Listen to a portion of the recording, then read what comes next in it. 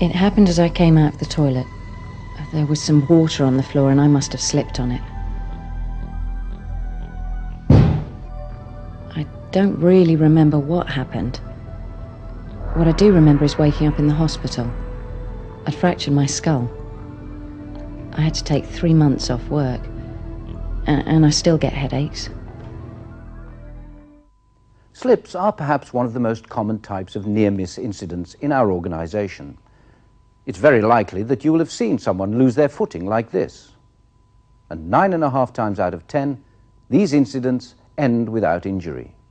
It's exactly this almost routine and familiar nature of a slipping incident that can breed the view that it's unimportant, or that nothing can be done to prevent it happening.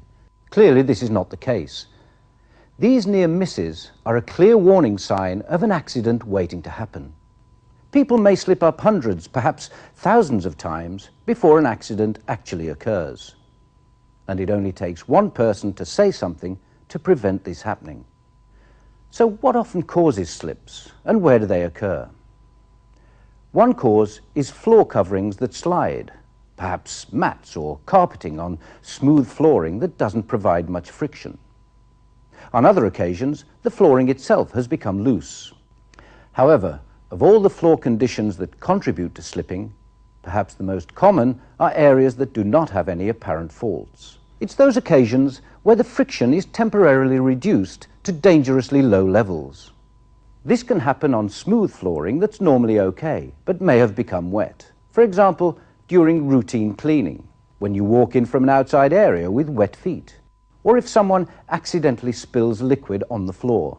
Indeed, oily or greasy spillages can easily turn areas that have reasonably high friction flooring into ice rinks.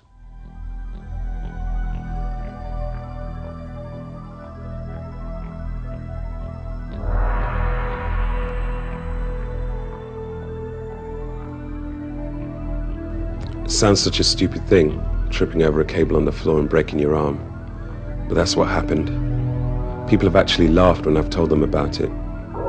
I suppose it's easy to think of it as trivial. Since my accident, it's not how I see it. Tripping incidents are also very common, and there will normally be many early warning signs before these almost routine type of near-miss situations end in disaster. Once again, if we can be observant and act on what we see, it's possible to prevent accidents before they occur. And the conditions that contribute to trips are usually quite literally staring us in the face, perhaps as a matter of routine. For example, does this look familiar? Trailing cables of all kinds are often linked with tripping incidents. Ask yourself, do these cables need to be left like this in the first place, or is there a safer alternative? Watch out for flooring that's become misaligned or worn like this. What's less obvious are items that are left on the floor and which are apparently out of the way.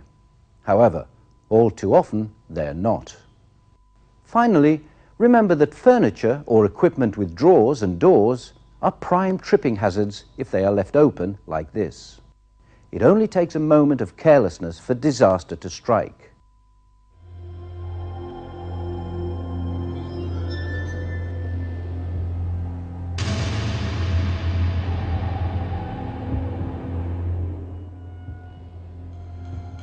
I was up this small set of steps that we use for reaching high shelves. I must have used them 1,000 times. I was reaching out, and I suppose in hindsight I should have moved them a bit closer, but it didn't seem that important at the time. I wasn't holding on, and I fell. I broke my leg, and I was off work for several months. Falls are far less common accidents when compared to slips and trips. However, when they do occur, the consequences are often much more severe, perhaps even fatal. Falls from height can be triggered by the type of slips and trips we've already seen. For example, on ladders, what would normally be a recoverable incident on a flat floor area easily becomes a nasty accident. In addition to the usual floor-based hazards, poor lighting, especially on stairways, can add to the risk. Of course, falls are often linked to situations where we climb up steps or ladders. These pieces of equipment are perfectly safe provided they are used properly. Whatever their design, the basic principles are the same. You should always have 3 points of contact. For example, 2 feet and 1 hand, or 2 hands and 1 foot. You should never lean out or stretch to reach. And the ladder or steps should be correctly positioned with a firm footing.